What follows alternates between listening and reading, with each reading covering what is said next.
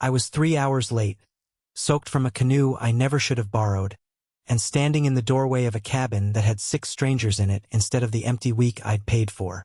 Someone handed me a beer before I could explain myself. Someone else asked if I was the photographer they hired. I said yes because it was easier than the truth, and because the man asking had a voice that made lying feel like the smartest decision I'd ever made. I didn't know his name yet. I didn't know that by the end of that week, he would know things about me that no one else did, and that I would know things about him that would break my heart before they healed it. I didn't know any of that standing in that doorway with lake water dripping off my jacket. But what happened next changed my life forever. The rental app had shown a photo of an empty A-frame cabin with a private dock and a listing that said sleeps 2, quiet, no neighbors. What I found at the end of a gravel road outside the town of Birch Hollow was a cabin overflowing with noise, string lights, and a cooler the size of a bathtub. My name is Noah Reyes. I'm 28 and I make my living photographing places most people will never visit. Glaciers before they melt, forests before they burn. I had booked this week alone on purpose to finish editing a project and to not think about my father, who had spent our last phone call explaining, again, that a real career didn't involve disappearing into the woods for months at a time. I should have turned around the moment I saw the crowd on the porch. Instead, a tall man in a flannel shirt jogged down the steps toward me like he'd been expecting a package. "You're not supposed to be here yet," he said, and then stopped, taking in my soaked boots and canoe paddle. "Or actually, maybe you are exactly where you're supposed to be." "I'm Callum." "Noah," I said, too tired to correct him about anything. Callum Ashworth had the kind of face that looked like it was always in the middle of deciding whether to smile. Dark hair, a jaw that needed a shave, and eyes that landed on me like he was trying to place where he'd seen me before. He was the best man I would learn, for a wedding happening in 5 days. For a groom named Theo who was currently losing a game of cornhole to his fiancé's brother and laughing too loud about it. The property manager showed up 20 minutes later, apologetic and sweating, explaining that a double booking glitch had put my reservation and the wedding party's reservation on the same cabin for the same week, and that the only other unit available was a one-room loft above the boathouse, 30 yards down the shore. "You could still leave," Callum said. "Get a refund. Find another place in town." I agreed. Probably should. Neither of us moved toward that idea. "Or," he said slowly, "you stay in the boathouse, you don't come to the rehearsal dinner, and in exchange you take some pictures of this disaster so Theo has something to look back on besides his own terrible cornhole form." I laughed before I meant to. "You're negotiating with a stranger over your best friend's wedding photos." "I'm efficient," he said. "Also, I don't trust the actual photographer we hired. He kept saying candid moments like it was a threat." I told myself I said yes because the light on the lake that evening was doing something extraordinary, gold going to violet, the kind of light I chase for a living. I told myself it had nothing to do with the way Callum Ashworth had looked at me like I'd answered a question he'd been asking for a long time. The boathouse loft smelled like cedar and old rope, and it had a window that faced the water, which was really all I needed. I set my gear down and told myself I would keep to the edges of this trip. Take some pictures.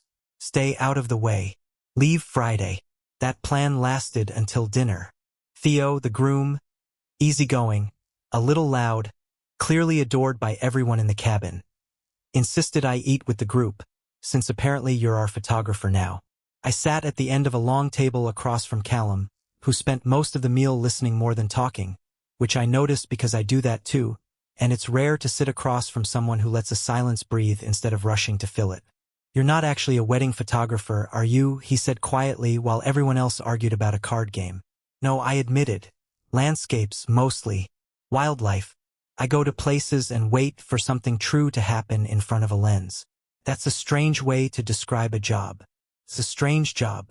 He studied me for a second too long. "I think I've seen your work. There was a series, Arctic Foxes, right before the light changed. Black and white, mostly. Somebody posted it in a photography forum I used to lurk in. I felt something shift, small and specific, like a door opening a few inches. That's mine. Not many people find that account. "I'm not many people," he said, and then seemed almost surprised at himself for saying it, and looked back down at his plate.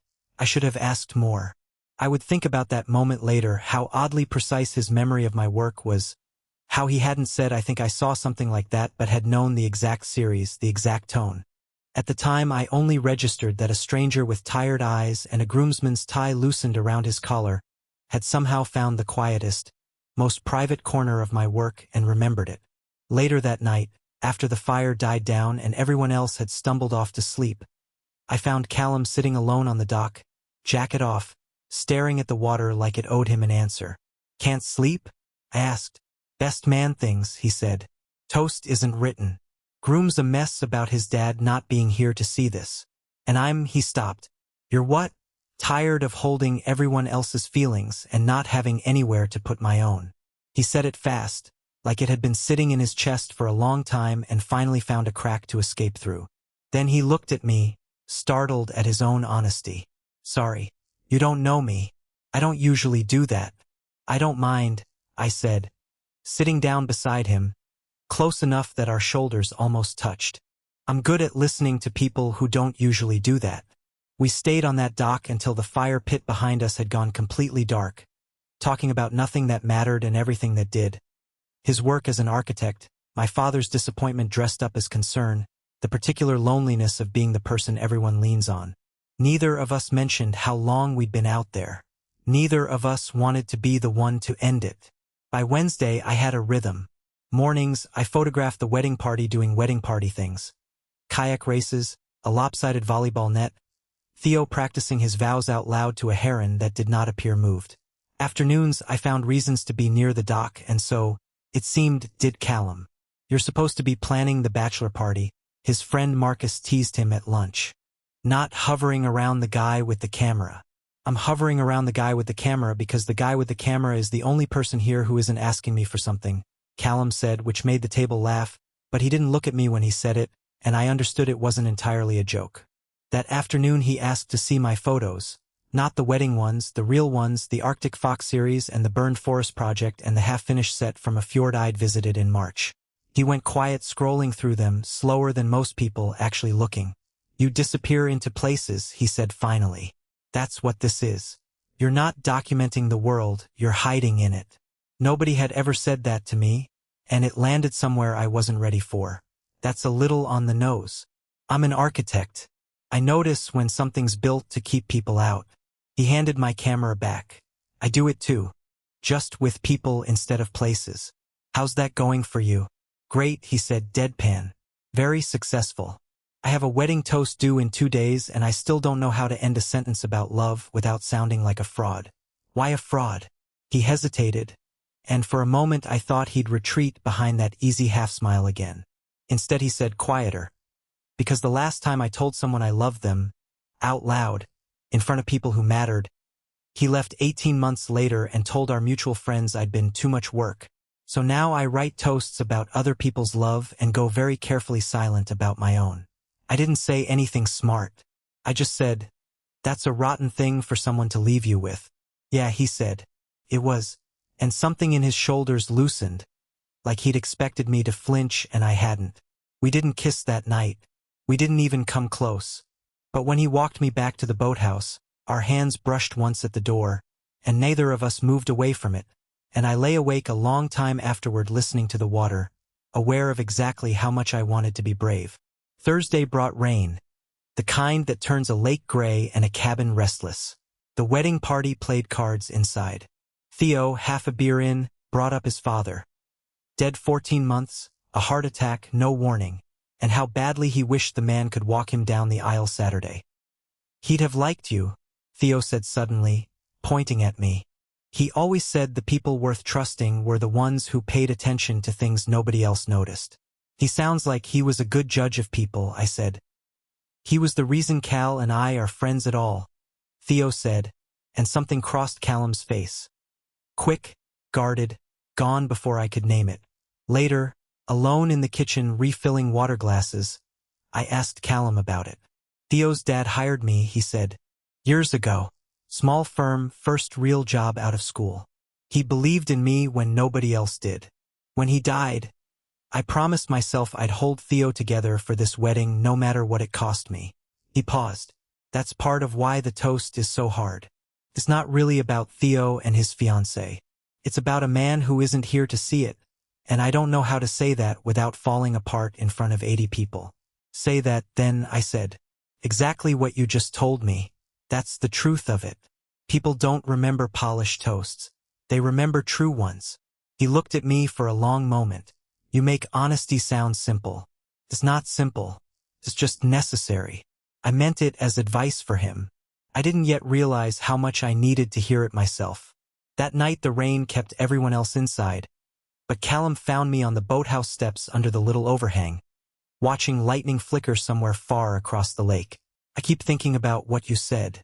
About disappearing into places instead of hiding from people, he said. I looked up more of your photos tonight, after everyone went to bed. You already know my work. I know it better than I should, he admitted, and there was something careful in the way he said it, like a man choosing his footing on ice. I followed that account for almost a year, Noah. Long before this week. I felt something tilt. That's a specific thing to admit. I know, he said. I'll explain it properly. Just not tonight. Tonight I only want to say this part. He took a breath like he was stepping off a ledge. I don't want this week to be the only week I know you. Lightning lit the water white for a second, and in that light his face looked exactly as unguarded as his voice sounded. I didn't answer with words. I reached over and laced my fingers through his, and he let out a breath like he'd been holding it since the day I arrived soaking wet at his cabin door. Friday should have been easy. A quiet day before the wedding, a rehearsal in the afternoon, nothing left to do but wait. Instead it became the day everything cracked open. Theo asked me to help build the slideshow for the reception, since I had the equipment and the eye for it, and Callum offered his laptop because it had the faster editor installed. I sat at the kitchen table scrolling through his files, pulling old photos of Theo and his father into a folder, and that's when I saw it. A folder labeled simply NR Curiosity, Stupid and Human, made me open it. Inside were saved screenshots. My photography account going back 11 months.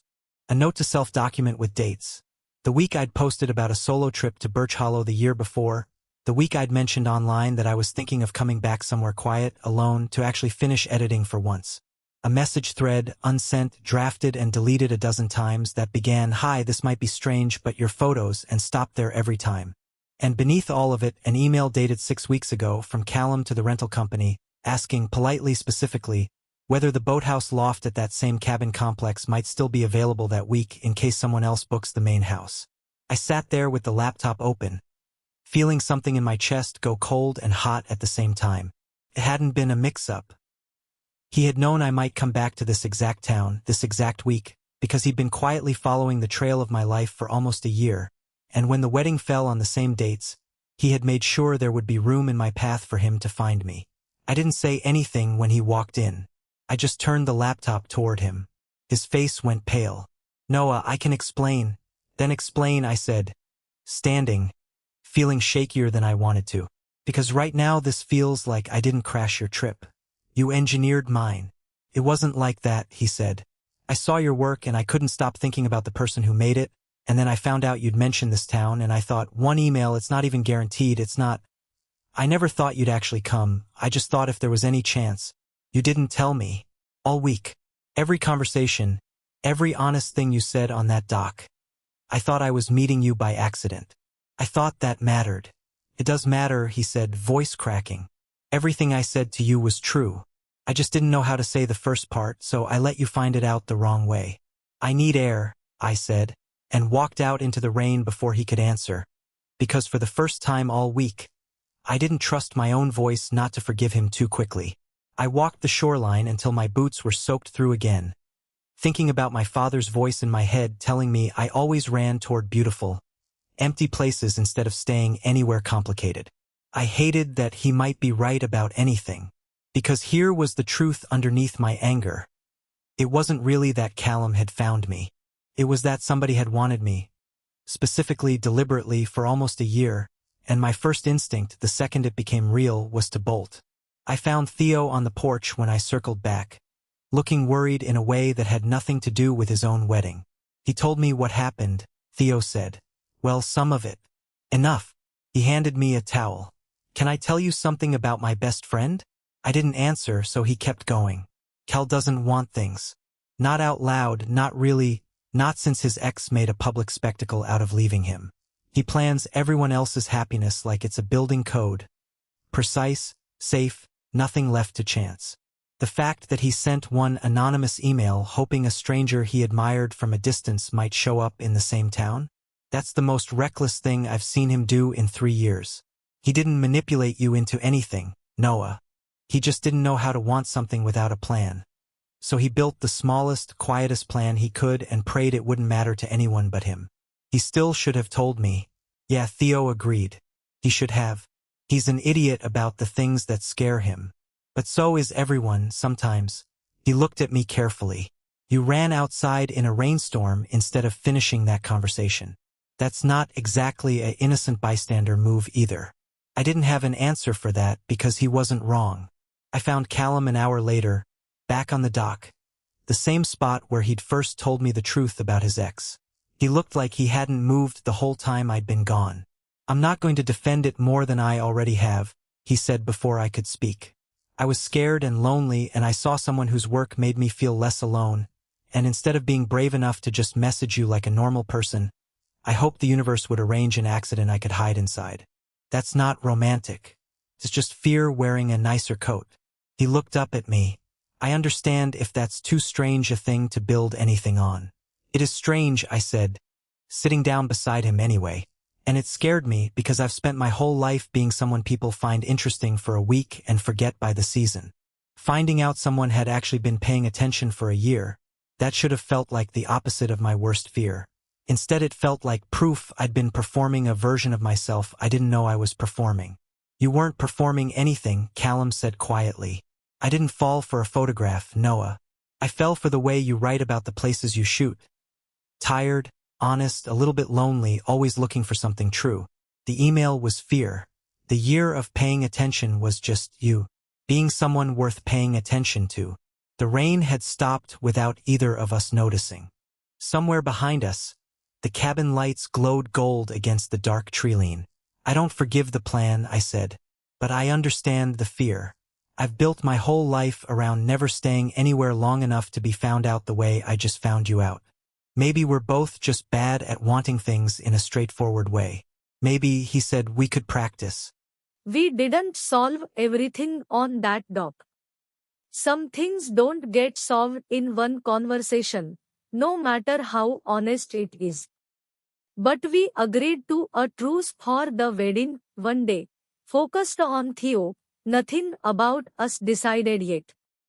The rehearsal dinner that night felt different with the truth sitting between us instead of hiding. I caught Calla watching me across the room more than once, not with the careful, guarded look from earlier in the week, but with something rawer, a man who would already lost the thing he was afraid to want and had decided the fear of losing it again couldn't be worse than never reaching for it at all. After dinner, he found me by the fire pit. I finished the toast, he said. The real one. About Theo's dad. I said the true thing instead of the polished thing. How does it feel? Terrifying, he admitted. Which is probably how I should have felt sending that email to you, instead of hiding behind hope that you'd never find out how it happened. You are allowed to be scared and still do the honest thing anyway, I said. That's kind of the whole difficulty of it. He looked at me for a long moment, firelight catching the tired hope in his face. Is there a version of tonight where you are not still deciding whether to leave in the morning? There might be, I said. If you can promise me something. Anything? Next time you want something, I said, you ask for it. Out loud. Even if it's terrifying. Especially then. Okay, he said, and took a breath, and for the first time all week said the thing plainly, without a plan or a distance to hide behind. Then I'm asking. I want you to stay past Saturday. I want to know you as more than the week I got brave enough to send one email. I want his voice caught. I want to be someone you don't feel the need to run from.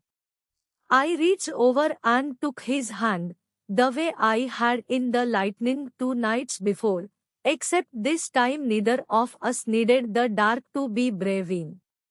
Okay, I said. Ask me again in the morning. I want to hear you say it when you are not standing next to a fire that makes everything sound like a movie. He laughed, surprised, relieved, and for the first time all week, I believed every part of it. The wedding was, by every account but mine, about Theo and his fiancée. But I spent that Saturday watching a different story unfold in the corners of my viewfinder, Kalle standing at the altar, steady for his best friend, and then, during his toast, breaking exactly as much as he needed to when he spoke about a father who couldn't be there to see this. The whole room went quiet and then waited, because he'd told the true thing instead of the safe thing, the way I'd told him to, and it landed harder than any polished speech could have. Afterward, during the first dance, he found me at the edge of the reception, still holding my camera. You are supposed to be dancing, I said. I'm supposed to be asking you something first, he said. Properly. In daylight.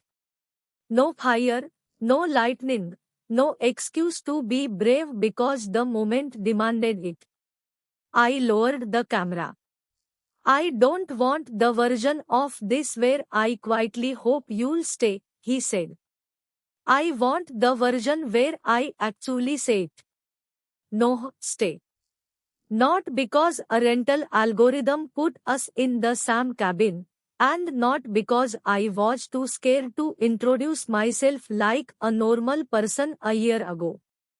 Stay because I'm standing here, in broad daylight, completely sober, telling you that I don't want to go back to being someone who only wants things in secret.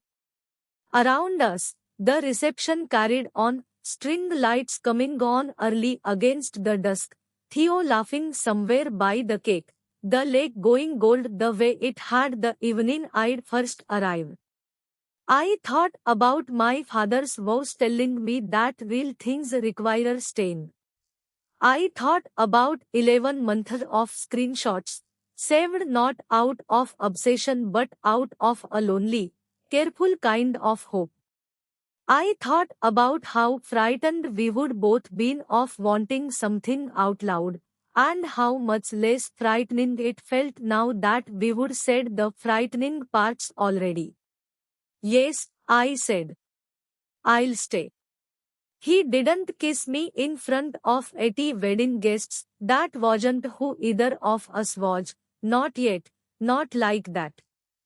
He just let out a breath he seemed to have been holding since the day I'd shown up soaked at his cabin door, and smiled the kind of smile that finally believed something true, and put his hand over mine on the camera, steady.